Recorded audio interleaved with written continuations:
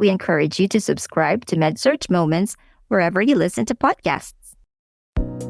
Do you have plans September 12th through 14th? The AMSN Annual Convention is the can't-miss event for medical surgical nurses. Register now to join AMSN in Toronto, September 12th through 14th, 2024. And prepare to connect with hundreds of peers for 3 days of learning the latest insights, trends, and best practices in the specialty. Visit amsn.org to secure your spot.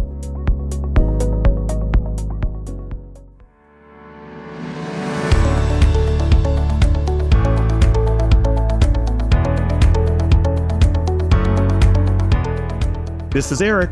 Mary Tess. Sydney. Sam. Neo. And Laura. Welcome to MedSearch Moments, the AMSN podcast.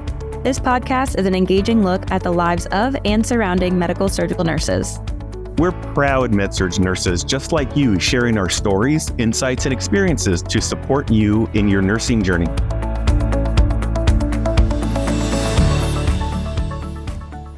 Our topic today is care of bariatric patients. But before we start, how is everyone doing?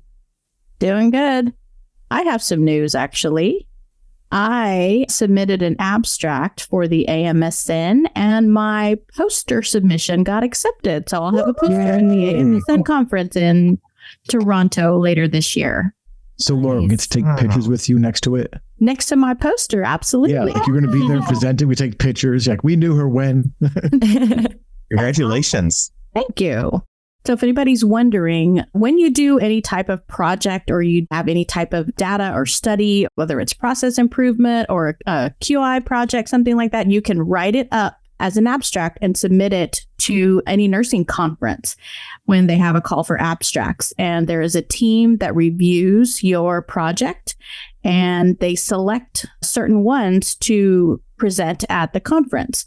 So you print out, I'm sure everybody has probably seen what those posters look like. It just describes the processes that you took, the theories that you referenced, and any data that came out of it. So at the conventions, you can walk around and you can see all of the posters that were selected. Do we get to hear what your poster is, or do we have to go to the conference to find out? No, I'll tell you guys what it is. This one I was really excited about. It is actually about an initiative we started training our PCTs to do phlebotomy draws. So we had to work with our unit leadership and our lab. We created a curriculum. So we have a didactic portion that we teach, and then we do a hands-on skills session, and then they do a proctorship with either a nurse on the floor or someone from the lab. It was born out of the fact that our phlebotomists were short-staffed, and so a lot of our stat labs were getting missed or delayed. And this just gives us kind of another layer of support to get those labs drawn if that happens. And Laura, for those out there in podcast land or on the podcast that don't know what PCT is, would you care to explain?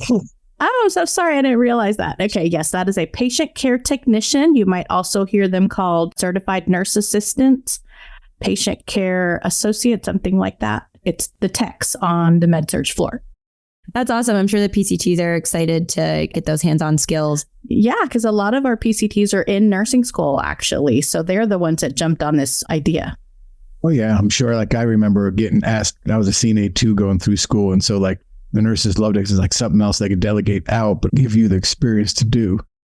I tell people all the time, unless you're like really veiny like me, I'm not the greatest at sticking. I'll call the IV team. I know my skill set. So, hey, delegate it out when I can. So that's awesome. I'm excited. On my first job, we had phlebotomists. And now at my second job, we didn't have phlebotomists. So they're like, oh, Eric, you got a stat lab. I'm like, oh, okay, cool. I'm like, and? So, and like, no, you have to do that. I said, I've never drawn blood in my life. We didn't do that back home. And so, so it surprised me. Yeah. And like Neil said, I know what my skill set is. Now it's improved greatly, but I knew back then I was using Jesus and one eye to find that vein. Sometimes that's what you got to do, Eric. Yeah. So I have a few updates. Actually, I just came back last week. You probably couldn't tell. Well, maybe I still have some of it. I took a small trip to Florida with my mom and my sister. We have a Disney Vacation Club timeshare. Ooh. And strangely enough, we didn't go to Wow. Disney at all. We just hung out at the resort and just spent some family time. So that was kind of nice just to step away from the world for a little bit.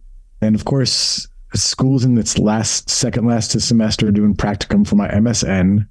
Wait, did I share? Wait, I texted you guys what we didn't share on the podcast. I was awarded the Nursing Excellence Award. I texted everybody. Yeah. So yes, I've been reveling in the joy of that. And it's actually funny on the trip with my mom, I kept saying, did you mention to them I'm a Nursing Excellence Award winner?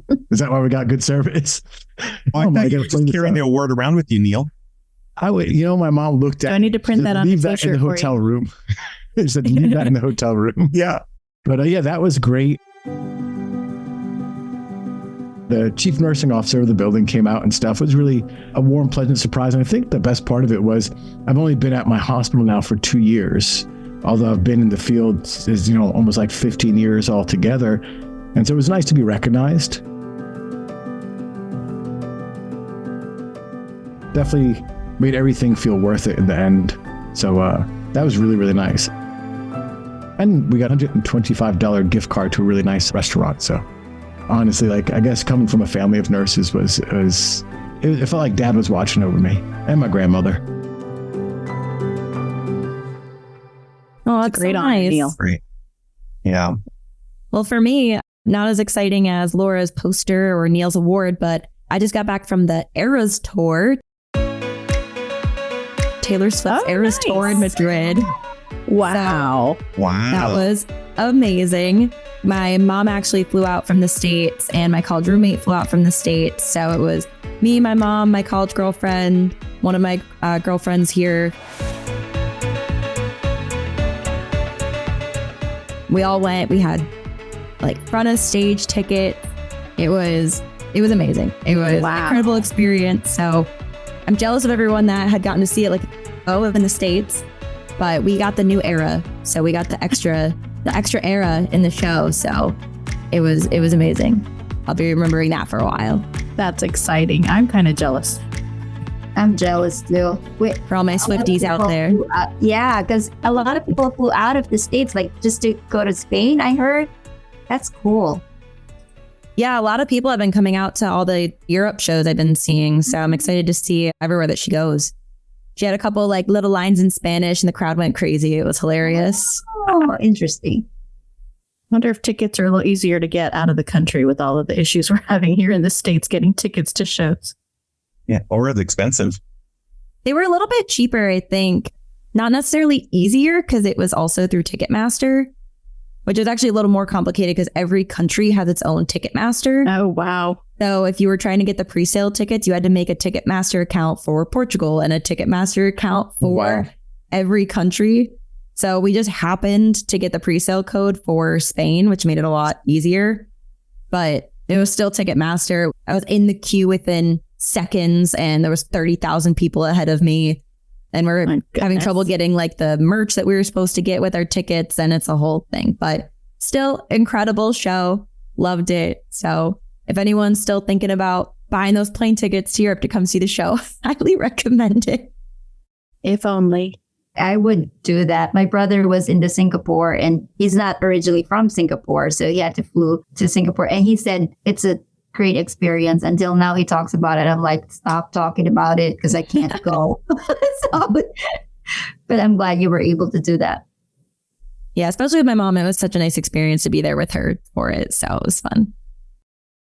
Well, I really don't have much fun updates other than it was such a busy April, May, Nurses Week all over. It's every week I felt like I'm in a different county each week. But I did that for 2 months. It's not just me. It's also with a lot of the members of the nursing team. And we were out there really advocating to legislators who nurses are, what we do. And we received the Proclamation of Nurses Week. It was just so fun standing in front of a lot of the people of the community and saying, I am a nurse. I'm proud to be a nurse. But being recognized together with a lot of nursing colleagues, that's something that we all should do so that we continue to inspire others to become nurses. Family-wise, I wanted to share My kids, they're homeschooled. They think they wanted to go in person. And now I will have 2 high school students going in person, 1 in middle school. So try to think of how that's going to be in the morning. So wish me luck. I'm still trying my best to kind of think about that. We'll see. I wish you luck. I only had 2. I only had 1 year where they were at different schools. I know this is going to be hard. It's going to be 2 different high schools because one is going to IB, another is going to pre-nursing. So I'll do my best. Sending you good vibes, Meritus. Thank you. Appreciate that. Nothing new on this end. Nothing too exciting. No posters and no Swiftie tours or Nurse of the Year, but I did take my first couple of steps. So Yay! there's that. Yeah. That's great. So pretty exciting. Yeah. Awesome. And I had to, That's exciting. yeah, it was pretty exciting. I got to use a cane. And then I got to go back and see my doctor, and I have to actually go back into surgery again because my body is rejecting the screws. So I have to go back in. And So Eric, you literally have a screw loose now. Yeah. And he said, "Oh, put me back on bed rest for another month." So I fully decided today to embrace my new life. So now I'm going to officially look at furthering my education. Wow, that's a celebration. Amazing. Amazing. Yeah, Eric, life will guide you. I know. I put it off because I didn't want to. And that was it. I didn't want to. But I said, you know what? I'm trapped. I'm going stir crazy. So I decided that I'm going to fully embrace it and see what happens. Good. For you. My study partners right here. Yeah. Yeah. Thank you. Thank you. I will send everyone a question per class for help. It's going to have a double doctorate degree. So Eric, you have your BSN already? No. Oh, so we're doing your BSN. I'm going to go for my BSN. And I think my goal is going to be education. Woo-hoo. So I think I'm going to look what all for the cool kids are doing. masters. Yeah, I know. Before nursing, I was going for education. And then I kind of veered off. Then I realized But I kids think- are crazy. Yeah. Yeah. Yeah. So I think that's what I'm going to do. Who knows? Let's see what happens in July. That's exciting. Just take that first step. It'll get easier after that. No pun intended, right? That's Oh, That's right. I didn't even realize I did. Yeah, I tried to That take a was step and he knocked me. the screw loose. Yeah. Ow. I understand how important an ankle is to walk, but until you lose your ankle, you're like, wow, an ankle really is important to do anything. I can tell I'm losing muscle, my operative leg. It's just flabby as heck. I was at work, you put in 15, 20,000 steps a shift. I went to 1 step in 6 months. Only 19,999 to go. But I brought it up with my physical therapist. So she has me doing stuff that you can do just to stay mobile and active in that way. You start getting depressed, and I felt that before. I just try to keep it at bay because I know it'll get better, like all the posters say, it gets better. It's true though, because you just sit here with every negative thought you could think. I wish it was more fun. Like, I wish it was my arm. At least I could walk and do stuff. I can't drive. I can't travel. I can't do anything because I have weekly visits and appointments, and it really is isolating.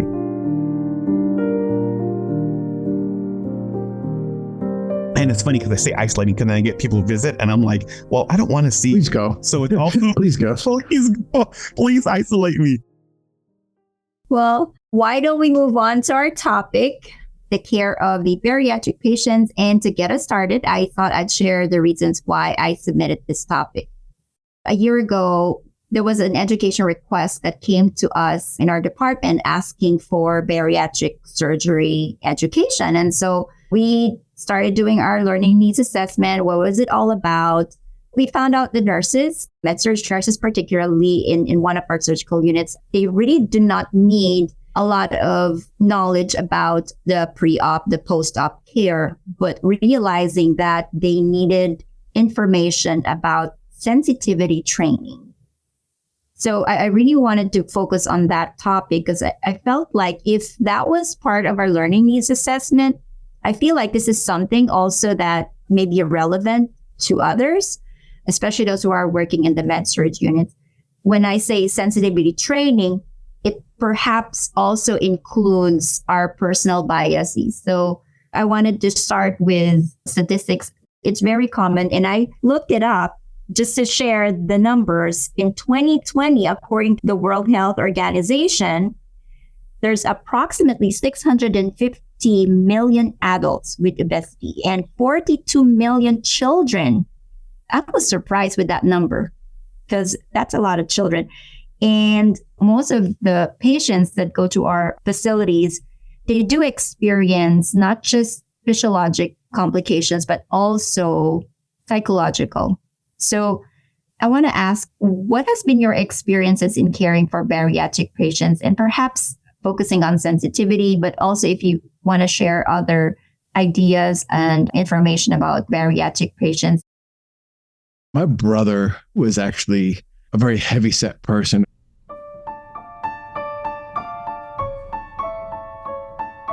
A good 275 as opposed to the barely 170 pounds that I am. And it wasn't long ago, actually right before I started nursing, that we traveled together. And I think it was actually coming back down here to North Carolina. He came down to spend some time with me. I just realized traveling with my brother alone, how difficult it is for a larger person to get around. The airplane seat was uncomfortable. On the bus to take us from the airport to like my car, it just wasn't fitting. And I think always since then, I've tried to make myself aware. We fall short plenty of times, but I always think of the words accommodations. I try to be aware when I'm working with a bariatric patient, say like, hey, our accommodations here aren't suited for your needs. And I think it takes some of the stigma away from them as opposed to we're improperly set up. And I'd rather take that bullet and say like, hey, like, we don't always have all that equipment here, as opposed to you're too big for this bedside commode.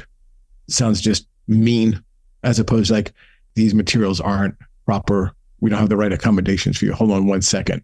I always try to be very aware of the language we use, especially when, I hate to say it, but being one of the few guys on the floor, we have a bariatric patient coming, we have to get a bariatric bed. So usually most floors I've been on are good about seeing that need coming. But the part of it that's difficult then is getting them transferred if they're on a non-bariatric bed for transport or, whatever the situation is. Luckily, a lot of the hospitals now I've noticed have these like flow sheets that kind of blow up and help slide them across. That make it a lot easier. So it's not like 8 of us. But I find the difficult part is having wound care on some patients like that and getting them turned, especially when they have extensive wounds that require a lot of time. You don't want to have a all hands on deck kind of call overhead, but it's kind of what happens. And so I just find just using our language a lot of times, more I statements as opposed to you're too big for the bed, you're too big for the commode, like, I need to get this for you. That's just my experience. Yeah, Neil, I think you made two really good points about the equipment and the staffing that it takes to take care of these patients. Sometimes we had a bariatric patient about almost 600 pounds, and we had the bariatric bed and it was broken. One of the rails wouldn't go up. And so we had it pushed against the wall because there was 2 beds in the whole hospital and the other one was being occupied. And then we got that bed eventually, and that one was broken also.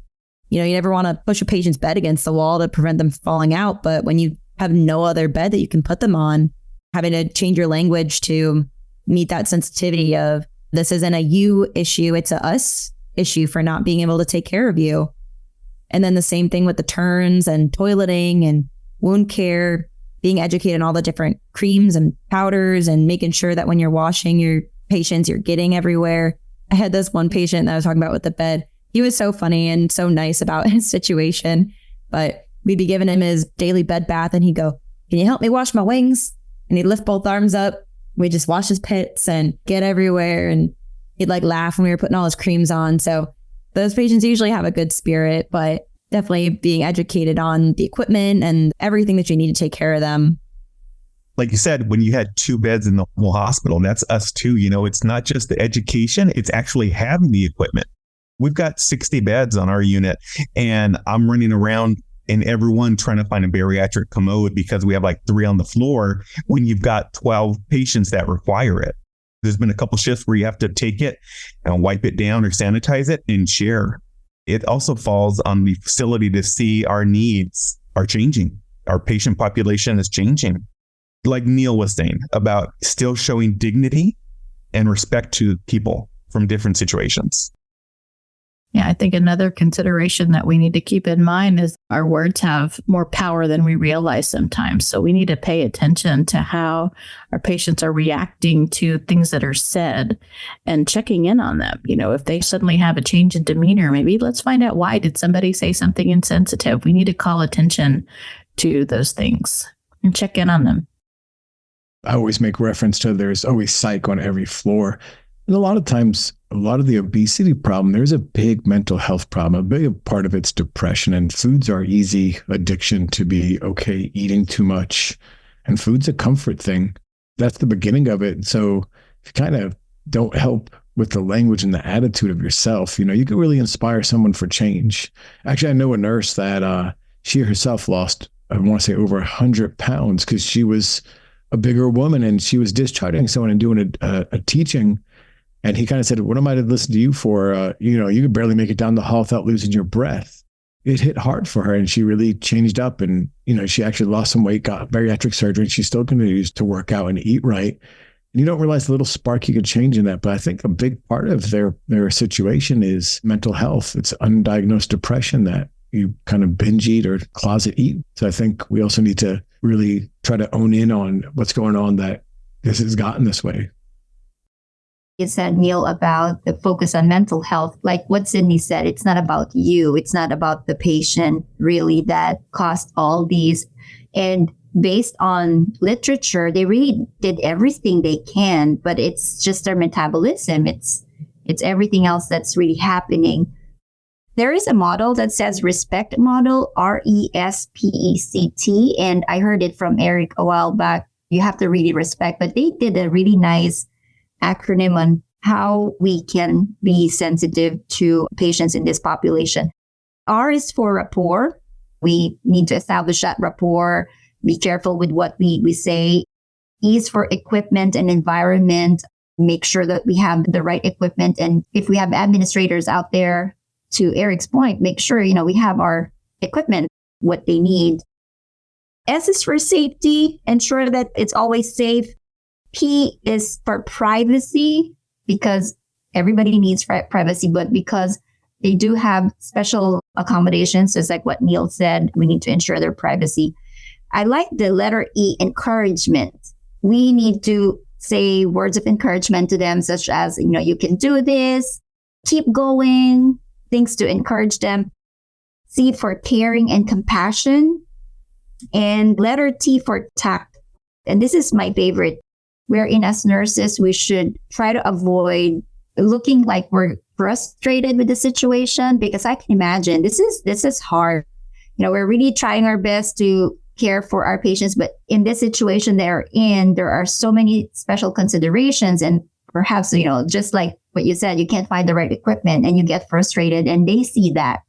We need to act with tact, treat them with respect and dignity. I think we also need to recognize that sometimes taking care of a bariatric patient makes them a little bit higher acuity. It takes a little bit more time sometimes. I was just going to say that, Laura. I was just going to say, if you have a patient who is non-bariatric and you need to turn them and roll them or give them a bed bath, you more than likely can do it by yourself. But sometimes I've had patients 500-600 pounds where it takes a good amount of people to help you turn them and to hold them into. And you're waiting there for the crew to come help you. And meanwhile, you know, your time's ticking down, and management or higher ups are like, why are you falling behind? Why are the meds late? Why is this here? And they don't understand that you're just waiting there because they still see, at least for us, we have ratios, but they still see 5 patients and they have 5 patients. What's the deal? And that's true. And I think that also comes to the equipment, because if we don't have the equipment to deal with it. So I 100% agree with you on the acuity. It should drastically be changed. Yeah, at least taken into account. Yeah, we were talking about equipment. I know we were talking about bedside commodes, but also wheelchairs. I know we were constantly running around looking for wheelchairs that could accommodate patients. And that would be wonderful if we had enough wheelchairs to accommodate our patients and their needs. And it's amazing how many patients themselves, and this goes for bariatric, non-bariatric, will try to do more. Some of them have worked with good PTs, OTs, and they'll be able to scoot themselves up or roll, or, they'll say, drop my arm over the side rail and I can hold on to this. And that does make it a little bit easier, but it's so hard to gauge the acuity when you have some that kind of have that learned helplessness of being obese, and then some, are still in that fighting mode that I'm not going to let this define me and my care. And they're trying actively to still lose and still lose and still lose. Yeah, I think that goes back to our assessment skills. We need to have that conversation with them and help them set realistic goals. Are they able to do it, or are they not feeling up to doing it? Because both situations are going to require a different approach, but we need to have that conversation with them to help them set those realistic goals. Yeah. I mean, like Neil said, too, it could be if there was some underlying psych, like depression or something driving the eating force. I mean, there's nothing like an extended hospital stay that's going to do wonders for your mentality. Good point. So those are things Or couch stay. Yeah. Don't get me started. Yeah. They're not necessarily in the hospital because they want to. And to almost double down on some of that, too, is they're in a nursing home or a skilled facility or whatever you might have, like a facility in general. A lot of times those beds, the second that person goes in the hospital, they're gone within 2-3 days. So then they have to worry about, where do I go after this if my bed gets given away like that? Because no facility, hospital or nursing home, wants an empty bed for long. Yeah. And I'd share, for some of our facilities, our beds usually are rental beds. So can you imagine how many hours sometimes we have to wait for that equipment? And that kind of frustrates some of the nurses. I think, to everyone's point, are we really prepared to care for our patients, not just nursing part, but also operations? Especially considering the numbers that you mentioned earlier. This problem's not going to go away tomorrow. So I think we do, as a profession, need to make some long-term plans for caring for our population, because it's definitely changing. We might need a poster on that, Laura. Are you busy?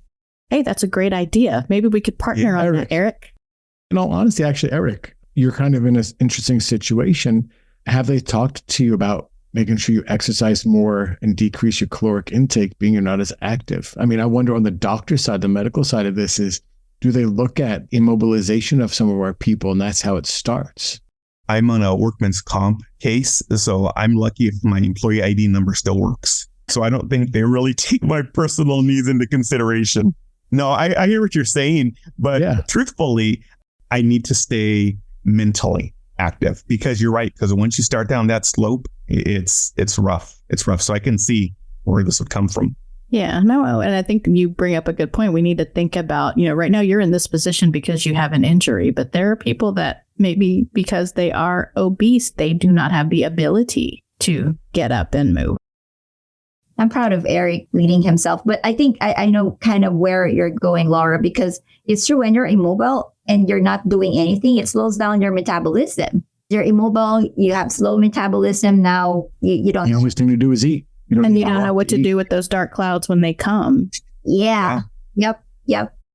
I've heard people say, well, they've done it to themselves, or if they just fix this, they wouldn't have to worry about that. And I always think, well, you're not talking about how they can lose the weight and get healthier in 18 months. We're talking about how are we going to treat them now with dignity and respect? How are we going to get them better to a point where they can continue down that road of health? I absolutely agree.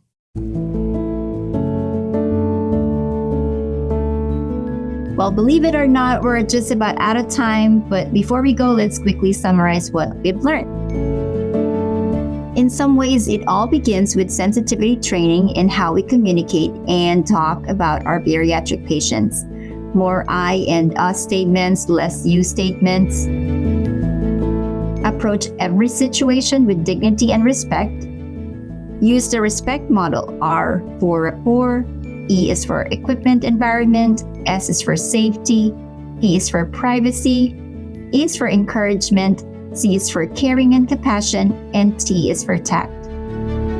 Become educated on the special equipment and supplies you'll need to care for this patient population. And in terms of patient capabilities, if there are things that they can't do, try to determine if they're physically unable or mentally don't want to do it.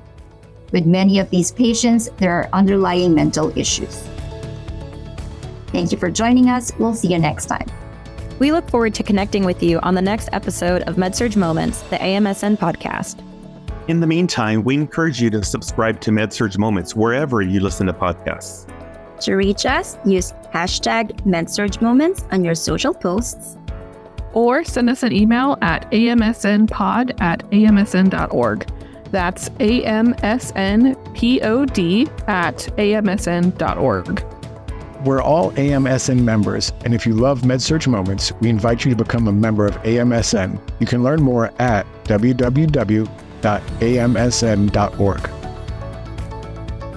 Finally, the content within the MedSurg Moments podcast represents the views, thoughts, and opinions of the co-hosts and may not necessarily reflect the views, thoughts, and opinions of the Academy of Medical Surgical Nurses. Until next time, this is Eric, Laura, Mary Tess, Neo. Sam? And Sydney. And always remember, MedSurg Moments is a moment in our lives and a moment in our MedSurg careers that makes a huge difference.